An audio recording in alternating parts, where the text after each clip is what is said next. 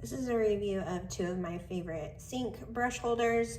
This is a plastic version that has the suction cups on the back, and you can easily put your sponge here and a brush holder here. And then this one is an aluminum one that you can actually put a little washcloth over the top of this one.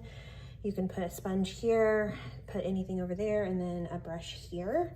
This one is stuck to the back with like a sticky sticker. So it is not a suction cup, so that's a little bit different than the other one. But like I said, you can just put your brush in here, your sponge in here, and then this is a great place to hang your washcloths on so that they can dry and they're not laying on your counter.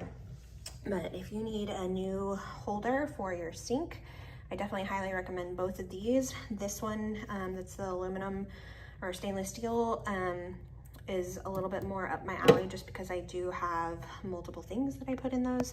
And this one doesn't hold quite as much, but they both function very well and work very well. So highly recommend if you need new sink caddies.